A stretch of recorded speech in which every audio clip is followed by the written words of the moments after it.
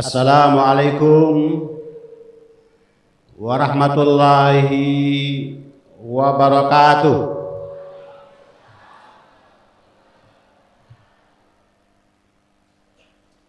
Pergi maulid di Masjid As-Somad nggak kompak, diulang, cakep gitu ya Bu, jangan lupa cakep. Pergi maulid ke Masjid As-Somad yang datang orang-orang terhormat. Apabila kita umat Nabi Muhammad, jawab salam saya lebih semangat. Assalamualaikum warahmatullahi wabarakatuh.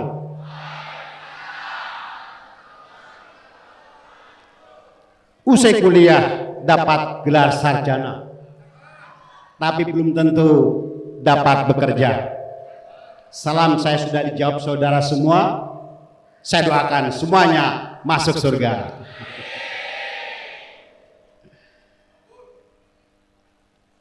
Alhamdulillahi wa kafa, wassalatu wassalamu ala nabiyil mustafa wa ala alihi wa sahbihi ahli sidqi wal wafa. Rabbi zidni ilma warzuqni fahma, Rabbi syrah li sadri wa yassir li amri wahlul 'uqdatam min lisani yafqahu qawli, amin. Amma ba'du. Yang saya hormati dan sama-sama kita hormati Bapak Dr. Insinyur Budi Karya Sumadi, Menteri Perhubungan Republik Indonesia beserta dengan Ibu Endang. Yang saya hormati Ketua Dewan Kemakmuran Masjid As-Somad, Akhinal Karim Al-Ustadz Dr. Haji Marzuki Al-Jawi, MA MPD. Yang saya hormati para rektor yang hadir, yang saya hormati yang mewakili Kepala Kantor Kementerian Agama Kabupaten Tangerang, yang saya hormati yang mewakili Bapak Kapolres dari manajemen Citra Raya, yang saya hormati para kiai, para asatidzah, para tokoh masyarakat, dan tentunya Bapak Ibu sekalian, hadirin hadirat rahimakumullah, yang tidak bisa saya sebutkan satu persatu tanpa mengurangi rasa hormat dan takdim saya. Pertama-tama marilah kita memanjatkan puji syukur kehadirat Allah SWT atas limpahan nikmat karunia-Nya, sehingga pada hari ini kita bisa bersilaturahim, bermuajahah di tempat yang sangat luar biasa, di Masjid As-Somad, dalam rangka memperingati hari lahirnya manusia yang agung, orang yang sangat memiliki pengaruh yang luar biasa, bukan hanya di seantero Nusantara, tapi juga di seluruh dunia. Bapak Ibu para kiai, utamanya Bapak Menteri yang saya hormati, saya tidak menyangka kalau saya hadir di sini dan kemudian diminta untuk menyampaikan tausiah. Tadi juga disebutkan oleh Pak Kiai Marzuki dengan sebutan Kiai Haji. Wah, ini berat ini. Saya ini jujur, makomnya belum kiai.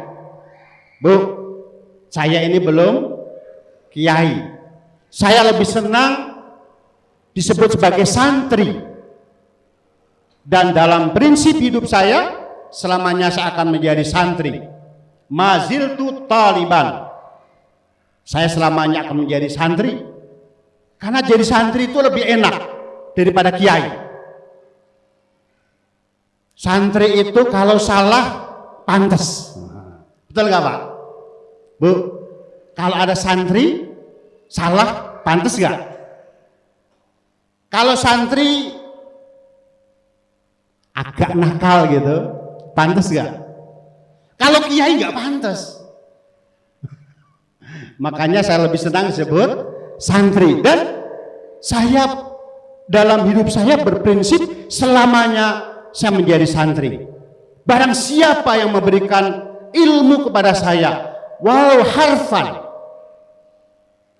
harfan, meskipun hanya satu huruf, saya akan jadikan diri saya sebagai abdinya, sebagai pembantunya. Karena ilmu pengetahuan itu sangat mahal. Ilmu pengetahuan sangat mahal. Jadi ini namanya ketiban rezeki. Santri dipanggil kiai, disuruh ngaji lagi. Tapi karena yang minta Pak Menteri tidak bisa ditolak. Padahal waktu telepon saya, Pak Wamen bilangnya begini, saya ada masjid bagus di Citra Raya dan itu alhamdulillah sudah berdiri. Tolong dong ditengok. Bahasanya ditengok. Karena bilangnya ditengok, saya siap. Namanya perintah dari Pak Menteri. Lah kalau wamen diperintah Pak Menteri kan harus siap. Karena wakil menteri, wamen itu, wakil itu bahasa Jermannya awak karo sikil. Apa Pak? Awak karo sikil. Kalau diperintah oleh menterinya harus siap. Alhamdulillah tadi pagi sampai di sini ternyata yang datang banyak. Nah, ini saya disuruh apa? Disuruh ngaji. Lawang saya datang ke sini dalam rangka ingin ngaji, disuruh ya wis pokoknya apa yang bisa disampaikan walau harfan kita akan menyampaikan. Dan mudah-mudahan pada bulan yang mulia ini memperingati orang yang mulia, kita mendapatkan keberkahan dari Allah Subhanahu wa Ta'ala. Saya doakan yang hadir di sini, yang lagi sakit mudah-mudahan diberikan kesehatan. Yang hutang-hutangnya banyak insya Allah terbayar. Amin. Yang amin paling kecil ibu-ibu. Berarti ibu banyak utangnya. Yang jomblo-jomblo saya doakan segera dapat pasangan. Amin. Wah, gerombolan jomblo Pak Menteri paling kenceng. Sebelah kiri ini rombongan jomblo. Yang sudah punya suami saya doakan istrinya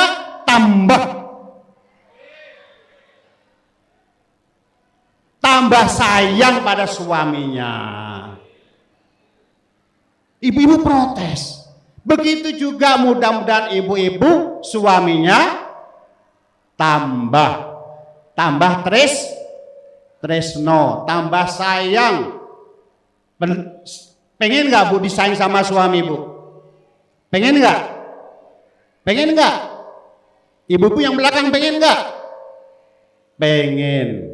Dan mudah-mudahan pertemuan kita di Masjid As-Somad ini membawakan keberkahan untuk kita semuanya. Amin Allahumma amin. Pak Menteri, Pak Budi, jujur saya ini iri sama Bapak. Loh, Bapak ini kan urusannya masalah terminal, jalan.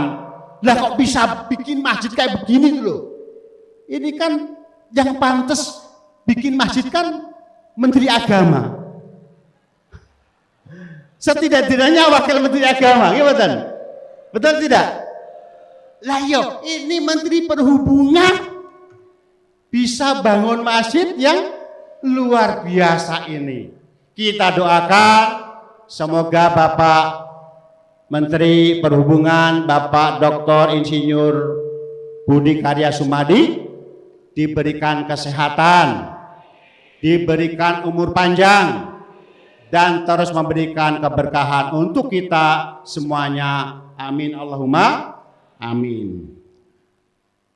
Hari ini kita memperingati hari yang luar biasa, memperingati orang yang sangat mulia, orang yang memiliki keistimewaan-keistimewaan yang luar biasa.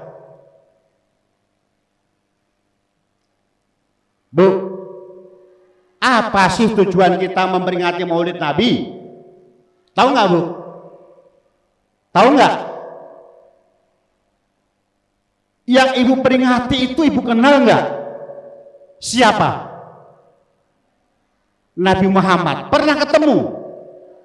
Belum pernah ketemu? Pak, pernah ketemu nggak, Pak? Yang paling belakang pernah ketemu Nabi Muhammad nggak? Kok kenapa kita mau memperingati orang yang kita tidak pernah ketemu dengan beliau, tapi kita mencintai beliau, kita menghormati beliau. Inilah istimewanya Rasulullah Muhammad SAW. Meskipun jarak kita dengan Rasulullah 15 abad lamanya, tidak pernah ketemu, tapi ada rasa cinta yang luar biasa kepada Rasulullah Muhammad SAW. Itulah makanya seorang peneliti, seorang penulis yang namanya Michael Hart. Tahu, Bu, siapa Michael Hart, Bu? Tahu nggak? Michael Hart itu adalah seorang peneliti. Dia meneliti 100 orang tokoh-tokoh dari seluruh dunia yang hebat-hebat. Kemudian penelitiannya itu dituangkan dalam sebuah buku yang halamannya 566 halaman. Apa isi penelitiannya itu? Beliau meneliti tokoh-tokoh dunia. Dari tokoh-tokoh dunia itu dipilih, di ranking nomor 1 sampai 100. Ternyata ranking pertama itu siapa? Siapa? Nabi Muhammad. Nabi Muhammad itu yang pertama. Padahal yang menulis ini bukan orang Islam, bukan orang Islam, tapi dia beragama Yahudi. Seorang Yahudi, dia melakukan penelitian terhadap orang-orang yang memiliki pengaruh yang luar biasa di dunia. Dia menetapkan yang nomor pertama itu Rasulullah. Berarti penelitiannya itu objektif. Apa objektif? Objektif, karena dia bukan orang Islam, tapi dia melakukan penelitian dan dia menempatkan Rasulullah Muhammad SAW menjadi ranking pertama yang memiliki pengaruh, yang diteliti bukan karena kecerdasannya saja, bukan karena ketampanannya saja, tapi pengaruhnya terhadap perubahan dunia, peradaban dunia, itu yang diteliti oleh Michael Hart. Bayangkan Rasulullah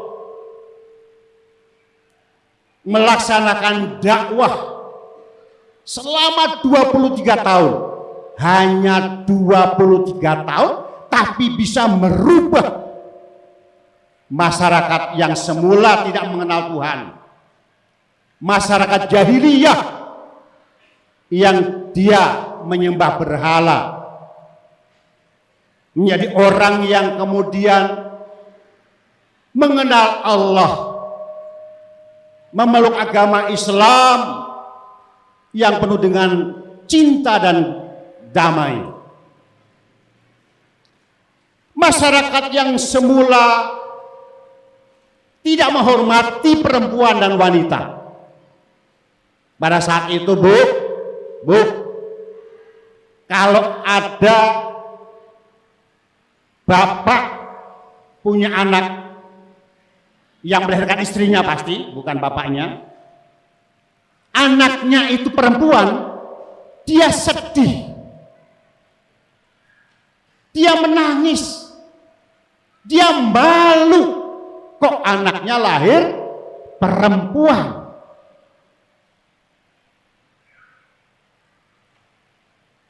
Bahkan sebagian dari mereka langsung dibunuh dan dikubur hidup-hidup. Itu pada zaman jahiliyah. Rasulullah kemudian datang menghapus tradisi-tradisi jahiliyah itu dan mengangkat harkat martabat wanita. Perempuan ditempatkan pada tempat yang mulia.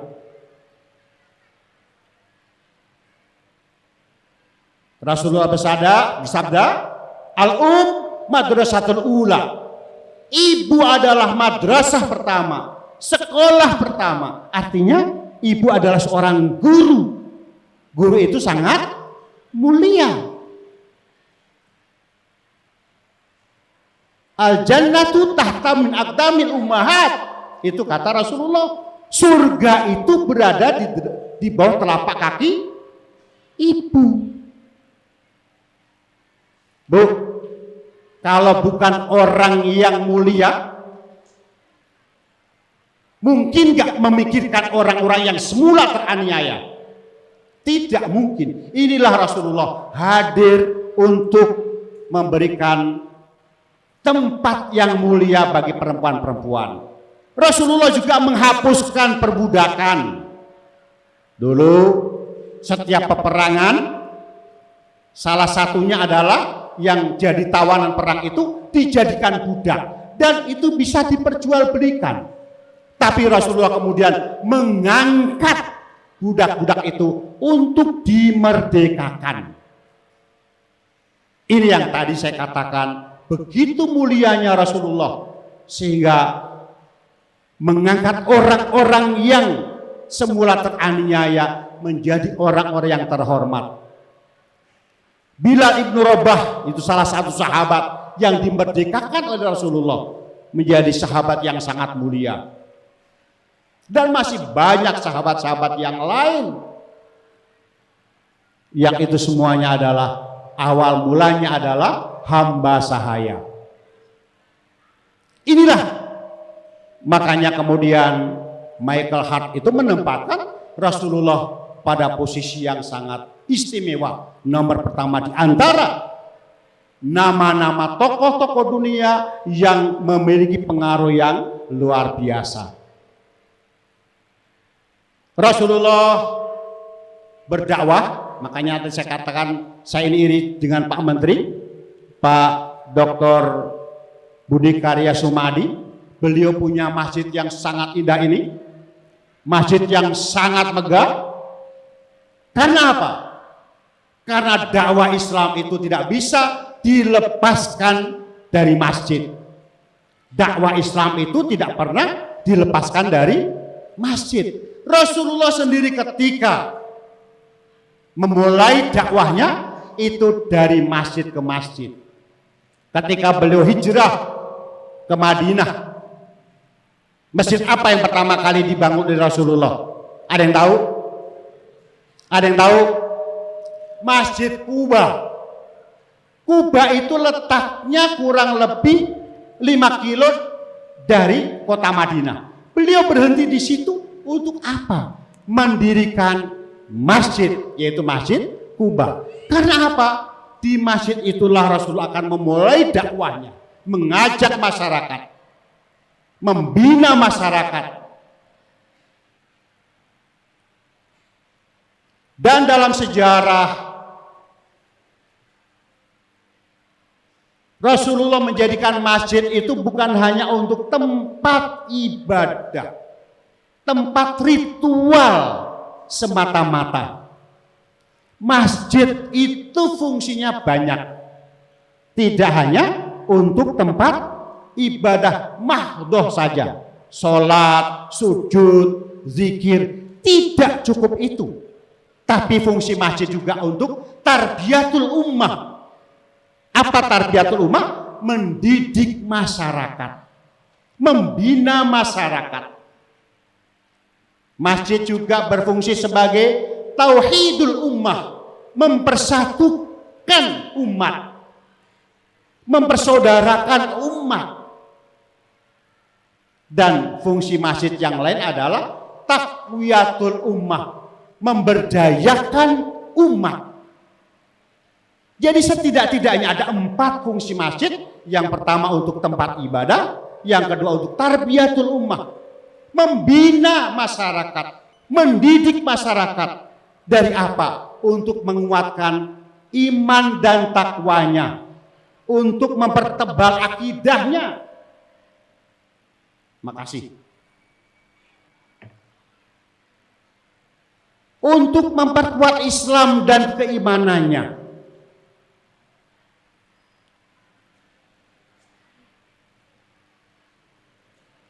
Pada saat itu Rasulullah membina sahabat-sahabat. Ada yang disebut dengan Ahlus Suffah. Ahlus Suffah itu, As-Suffah itu artinya beranda. Ahlus Suffah artinya orang yang tidurnya di beranda masjid. Tapi ada yang mengatakan As-Suffah itu dari kata suf, itu wall. Karena rata-rata sahabat-sahabat yang tidur di masjid itu pakainya pakai wallnya yang wall kasar itu. Tapi ini yang perlu Bapak Ibu sekalian ketahui. Sahabat-sahabat Rasulullah itulah yang kemudian menjadi panglima-panglima Islam yang menyebarkan Islam ke berbagai penjuru dunia. Siapa di antara mereka? Ada Imam Abu Hurairah. Beliau adalah perawi hadis yang sangat luar biasa. Abu Hurairah ini sahabat Nabi yang setiap saat sering bertemu dengan Rasulullah, sehingga beliau banyak meriwayatkan hadis-hadis dari Rasulullah Muhammad SAW. Ada Salman Al-Farisi, ada Bilal ibn Rabah, dan masih banyak sahabat-sahabat yang lain yang itu mereka adalah orang-orang hebat semuanya. Itu adalah santri-santri pertama Rasulullah yang mereka berada di masjid untuk belajar bersama-sama Rasulullah. Itu makanya disebut bahwa masjid itu sebagai tarbiyatul ummah, tempat mendidik umat. Sekarang juga masjid harus seperti itu. Jangan hanya untuk tempat ibadah saja. Alhamdulillah, tadi saya tanya kepada Pak DKM, Pak Kiai Marzuki, masjid ini banyak membina anak-anak, anak-anak jalanan, anak-anak yang hafidah Al-Quran, dan juga masih banyak anak-anak yatim piatu yang diberikan beasiswa di masjid ini. Ini bagian dari melaksanakan fungsi masjid untuk tarbiyat ummah. Agar apa? Keimanan kita lebih kuat. Dakwah pengajian seperti ini bagian tarbiyah. Karena apa, Pak? Zaman sekarang ini, Pak, banyak sekali faham-faham yang menyimpang. Ada pemikiran-pemikiran yang sesat. Akidah-akidah yang melenceng. Ini perlu dibetulkan, dibenarkan di masjid ini. Beberapa waktu yang lalu misalnya kita mendengar ada laki-laki dari desa dekat-dekat sini ngaku sebagai nabi. Ada orang mengaku dia menjadi nabi karena mendapatkan wahyu. Ini nabi ini, yang ngaku nabi ini palsu apa palsu? Pasti palsu. Ada lagi perempuan ngaku-ngaku menjadi malaikat Jibril. Siapa namanya? Bu Lia Eden. Karena dia ngaku malaikat, namanya bukan menjadi Lia Eden tapi Lia Edan.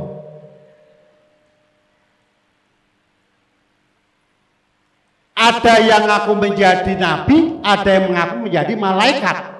Polisi pinter. Karena ini bagian dari penistaan agama, ditangkap. Kemudian dikonfrontir antara malaikat Jibril dengan Nabi Muhammad. Nabi Muhammad ditanya, "Wahai Muhammad, apa pernah kamu ketemu dengan orang ini?" Enggak pernah ketemu katanya. Loh, dia malaikat Jibril yang memberikan wahyu kepada kamu, kok enggak pernah ketemu katanya. Begitu juga yang malaikat Jibril ditanya, "Wahai malaikat Jibril, pernahkah kamu ketemu dengan laki-laki ini?" Enggak pernah ketemu.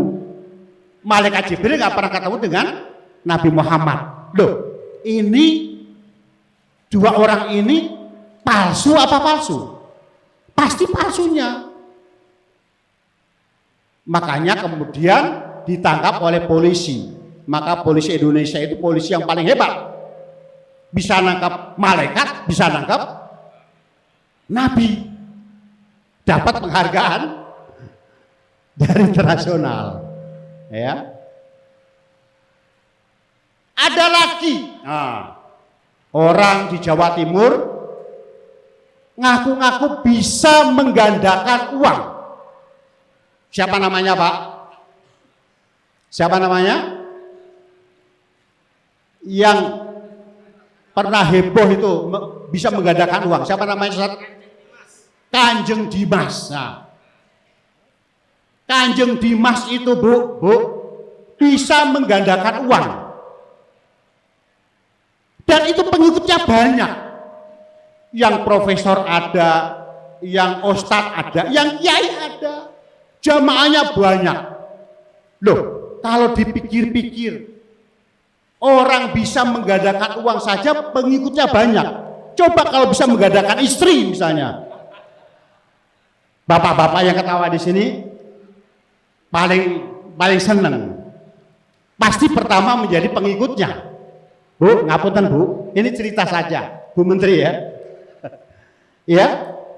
Jadi model-model perilaku-perilaku, faham-faham keagamaan yang seperti ini itu adalah faham keagamaan yang menyimpang. Di sini pentingnya masjid memberikan pembinaan kepada masyarakat agar masyarakat itu bisa kembali kuat imannya, kuat akidahnya, agar masyarakat umat Islam tidak terjerumus ke dalam pemikiran-pemikiran yang sesat, al-afkar al-munharifah, atau akidah-akidah yang menyesatkan, akidah-akidah yang tidak sesuai dengan sunnah Rasulullah dan juga sesuai dengan ajaran Islam.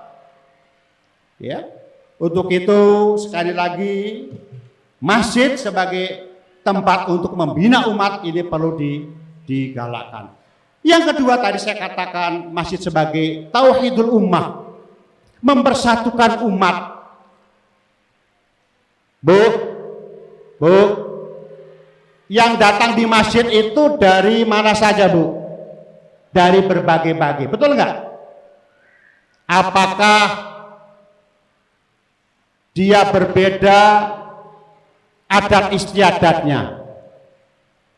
Saya tanya kepada Pak Takmir, yang sholat Jumat di sini dari mana saja, Pak? Wong di sekitar sini tuh mohon maaf, itu banyak penghuninya non Muslim. Tapi setiap Jumat itu yang hadir dari mana-mana. Orang Jawa masuk ke masjid ini boleh nggak? Orang Maluku masuk masjid sini boleh nggak? Orang Papua, masjid tempat bertemunya umat dari berbagai asal muasalnya, dari daerahnya, juga dari berbagai faham keagamaannya. Betul nggak? Ada yang dia aktif di organisasi Muhammadiyah, boleh nggak sholat Jumat di sini? Yang NU boleh nggak? Yang Persis boleh nggak? Yang Al-Wasriyah boleh nggak? Yang Perti boleh nggak?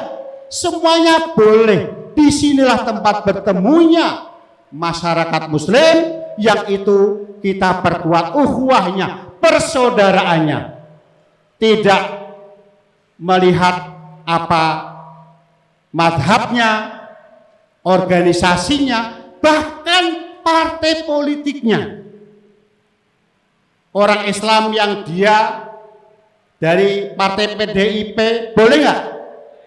Yang dari P3 boleh nggak? Dari PKS boleh nggak? Semuanya boleh. Disinilah tempat bertemunya orang-orang itu dalam rangka untuk membangun ukhuwah Islamiyah dan ukhuwah wataniyah, ukhuwah kebangsaan. Jadi tidak kemudian yang boleh sholat di sini misalnya hanya yang pakai kunut saja, yang pakai usoli saja misalnya, yang sholat tarawehnya 11 rakaat saja misalnya. Tidak boleh, semuanya menggunakan masjid ini untuk tempat ibadah. Disinilah tempat bertemunya kita dalam rangka untuk membangun ukhuwah. Justru pertemuan perjumpaan itulah yang bisa menguatkan solidaritas kita, ukhuwah kita, sebagaimana yang diajarkan oleh Rasulullah. Jangan gara-gara perbedaan-perbedaan, masalah furu'iyat, masalah-masalah cabang agama menjadikan kita ini berkelahi, bertengkar. Gara-gara usoli kita tidak tegur sapa, gara-gara kunut tidak kunut kita tidak ngomong sama tetangga. Bahkan gara-gara pilihan pilkades kita tidak lagi bersilaturahmi dengan saudara-saudara kita. Masalah urusan pilkada, urusan pilbub, urusan pilpres itu hanya urusan 5 tahunan. Urusan masalah ukhuwah itu selama-lamanya. Betul tidak? Setuju tidak? Sebentar lagi kita ini masuk tahun politik, Bu. Sebentar lagi kita masuk tahun politik, betul nggak? Pilihan politik kita boleh berbeda, tapi ukhuwah kita harus tetap terjaga. Tidak boleh gara-gara pilihan partai yang berbeda kita bertengkar dengan tetangga. Apalagi masalah-masalah furu'iyat, masalah-masalah cabang agama. Jangan sampai ini menjadikan kita bertengkar. Ada contoh yang sangat bagus. Buya Hamka ketika berangkat ke Tanah Suci bersama dengan rombongan tokoh-tokoh Islam yang lain. Ada Kiai Idham Khalid dari NU, begitu juga dari organisasi Islam yang lain, dari Persis, dari Muhammadiyah. Nah, para ulama ini membagi waktu-waktu sholat untuk menjadi imam. Biasanya kalau sholat subuh imamnya dari NU. Karena apa? Dia pakai kunut. Yang tidak pakai kunut menghormati untuk ikut sholat jamaah. Yang sholat maghrib isya itu dari saudara-saudara kita dari Muhammadiyah misalnya, atau dari Persis misalnya. Satu ketika imam subuh yang mestinya dari NU itu tidak hadir. Yang hadir Tidak hadir dia. Akhirnya kemudian Buya Hamka tampil untuk menjadi imam. Apa yang terjadi? Begitu rakaat kedua, sebelum sujud, Buya Hamka baca kunut. Buya Hamka baca kunut.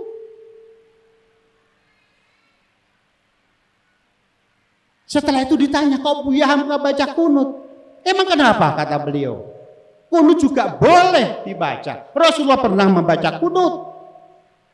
Meskipun oleh Muhammadiyah itu tidak menjadikan sebagai sunnah muakkad ya, tapi hanya sunnah biasa. Tapi beliau membaca kunut untuk apa? Menghormati jamaah yang membaca kunut. Begitu indahnya persaudaraan para pemimpin-pemimpin Islam.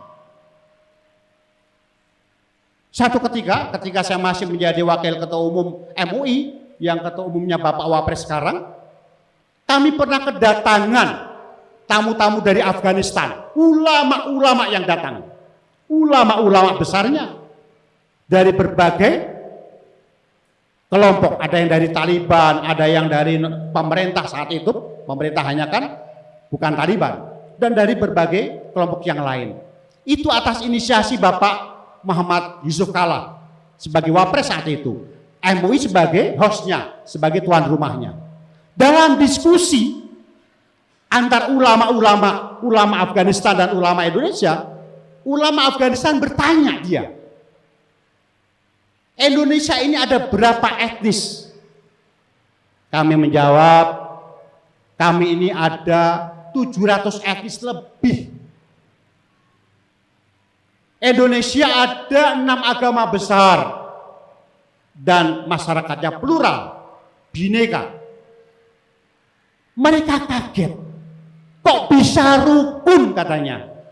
Bu, orang Afghanistan, ulama-ulama Afghanistan itu dia heran, kok bisa rukun umat Islam Indonesia yang jumlahnya 229 juta itu bisa rukun damai. Sementara kami, kata mereka, kami hanya ada 7 etnis. Agamanya hampir sama Islam semuanya, tapi tidak pernah rukun. Boleh jadi kami berbicara di sini, di sebelah sana tembak-tembakan, bom-boman, perempuan-perempuan, anak-anak menjadi korban semuanya mereka. Makanya mereka datang ke Indonesia untuk belajar Islam wasatiyah, Islam moderat, Islam rahmatalil alamin. Mereka kagum dengan Indonesia yang begitu indah, jumlah mayoritas Islam besar, tapi bisa hidup rukun damai. Antar ulamanya bisa saling menghormati, sementara mereka yang agamanya sama tidak bisa saling rukun, bahkan tembak-tembakan sampai sekarang. Mbak, ngantuk? Enggak ya? Bu, yang heran, nah, ini yang heran, ada anak-anak muda kita berangkat ke Afghanistan, di sana belajar perang atas nama jihad, kembali ke Indonesia ngajarin kita perang. Loh, orang yang seperti ini otaknya bocor apa bocor? Ulamanya saja datang ke Indonesia untuk belajar Islam rahmatalil alamin, Islam moderat, Islam wasatiyah. Anak-anak kita, anak-anak muda kita belajar ke Afghanistan, kembali ke Indonesia ngajari kita perang. Kita ini bukan negara perang, kita ini negara damai, Darussalam, bukan Darul Harbi. Kita ini negara damai. Kok kita mau diajak perang? Perang dengan siapa? Indonesia ini alhamdulillah berkat jasa para ulama-ulama kita sudah bisa menyelesaikan hubungan antara agama dengan negara. Sudah selesai. Kita sudah sepakat menetapkan Pancasila sebagai dasar negara. Saudara-saudara kita dari Muhammadiyah mengatakan sebagai darul ahdi wa syahadah, negara perjanjian dan negara persaksian. Orang NU mengatakan darul mitsaq, negara kesepakatan. Tidak perlu lagi kita perang karena masalah agama dan negara sudah selesai. Sudah selesai. Ini kita bersyukur dengan tokoh-tokoh nasional kita, ulama-ulama kita yang telah memberikan dasar-dasar negara kita ini yang luar biasa. Pernah satu ketika ada rombongan dari ulama-ulama Makassar pergi ke Mesir, studi banding. Ya, studi banding itu studi komparatif. Dia ketemu sama Grand Al-Azhar, itu tokoh ulama terbesar di sana. Apa mereka ke Mesir dalam rangka apa? Untuk menanyakan apakah dasar negara itu yang paling tepat. Jadi ulama-ulama kita yang dari Makassar itu bertanya mereka, Grand Syekh, dasar negara yang paling tepat untuk Indonesia itu apa? Ditanya sama Grand Syekh. Sekarang ini Indonesia pakai apa? Pakai Pancasila katanya. Apa itu Pancasila kata Grand Syekh? Disebutkan ketuhanan yang Maha Esa, kemanusiaan yang adil dan beradab, sampai keadilan sosial bagi seluruh rakyat Indonesia. Apa kata Grand Syekh? Hadis syariah katanya. Inilah syariat. Apalagi yang kamu cari. Grand Syekh mengatakan Pancasila itu sesuai dengan syariat. Lalu apa lagi yang kalian cari kata Grand Syekh? Jadi Bapak Ibu sekalian, kembali kita bersyukur tokoh-tokoh agama kita, ulama-ulama kita telah meletakkan Indonesia yang sangat luar biasa. Pancasila, sila-silanya tidak satupun bertentangan dengan ajaran Islam. Kita melaksanakan ajaran agama apapun tidak dilarang di negara kita. Dan itu dijamin dalam konstitusi kita pasal 29. Apapun agamanya. Pernah enggak Pak? Bapak Ibu dilarang sholat, dilarang puasa, pernah enggak Bu? Dilarang haji, pernah enggak? Bahkan pemerintah memfasilitasi berdirinya masjid ini bagian dari fasilitasi negara.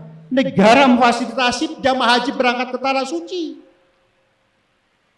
Pemerintah negara hadir memberikan fasilitas pada umat beragama. Tidak ada larangan. Kita dakwah di mana saja tidak dilarang. Pak, Bu, sekarang ini Bu, Arab Saudi itu banyak nangkepin ulama-ulama yang dia menyampaikan dakwah. Arab Saudi saja melakukan filter seleksi kepada ulama-ulama yang menyampaikan dakwah. Jangan sampai melakukan dakwah yang mengadu domba, melakukan ujaran kebencian. Itu ditangkapin, Pak. Indonesia tidak ada. Sekeras apapun orang menyampaikan pendapatnya, silakan, tapi tetap dalam koridor hukum. Tidak boleh atas nama kebebasan kita menggunakan kebebasan itu semau-maunya. Negara hukum itu harus taat kepada aturan hukum. Ada hak, ada kewajiban yang itu harus ditaati oleh semuanya. Ada undang-undang yang mengatur. Di dalam media sosial pun ada aturannya. Tidak boleh serta-merta kita mengumbar kebencian, fitnah, namimah. Ya, nggak boleh itu. Tidak boleh. Islam tidak membolehkan kita memfitnah, melakukan ghibah, tidak boleh. Betul nggak? Kalau ada berita pun harus kita seleksi kebenarannya. In ja'a fasiqun binaba'in fatabayyanu. Kita disuruh tabayun ketika kita mendapatkan berita-berita yang datang dari orang-orang fasik. Bisa jadi berita-berita itu adalah berita bohong yang penuh dengan fitnah, penuh dengan ujaran kebencian dan sebagainya dan sebagainya. Ini pentingnya kita merayakan Maulid Nabi ini dalam rangka apa? Untuk kembali menguatkan iman kita, untuk kembali menguatkan persaudaraan kita, ukhuwah kita, ukhuwah basyariah, ukhuwah wataniyah, dan ukhuwah Islamiyah. Dan yang terakhir, masjid sebagai tempat untuk pemberdayaan umat. Alhamdulillah, Masjid As-Somad ini telah memberikan bukti. Banyak anak-anak dididik di sini. Betul Pak Kiai Marzuki ya? Anak-anak yang semula dia tidak punya pekerjaan dididik. Ada yang jadi barista, ada yang jadi pemusik yang handal, yang hebat. Inilah pentingnya kita bagaimana kita membantu saudara-saudara kita yang memang mereka adalah orang-orang yang belum mendapatkan kesempatan untuk bisa menikmati pendidikan yang layak, bisa mendapatkan pekerjaan yang layak. Disinilah tempatnya di Masjid As-Somad, insya Allah akan dikembangkan. Dan yang pasti saya juga mendukung di dalam pengelolaan Masjid As-Somad ini juga ada pengelolaan yang sifatnya filantropi Islam. Ya, kita punya lembaga zakat, kita punya lembaga wakaf yang ini sangat penting dalam rangka untuk memberdayakan umat kita. Dana-dana zakat, potensi zakat kita yang sangat besar, ini perlu diberdayakan untuk membina anak-anak kita. Wakaf-wakaf produktif juga kita galakkan. Pak, wakaf itu jangan hanya dalam bentuk kuburan. Ya, masyarakat kita ini sekarang masih prioritas kalau wakaf itu hanya untuk tanah kuburan. Wakaf bisa dijadikan wakaf produktif. Di beberapa negara Pak, wakaf produktif itu sangat luar biasa. Bisa bikin mall, bisa bikin rumah sakit, bisa bikin hotel, yang semuanya itu nanti dikelola dan manfaatnya untuk kesejahteraan umat. Ini yang Kementerian Agama akan terus dorong. Dan Kementerian Agama juga akan terus memfasilitasi bagi para DKM, termasuk misalnya pembinaan untuk para pendamping pangan halal.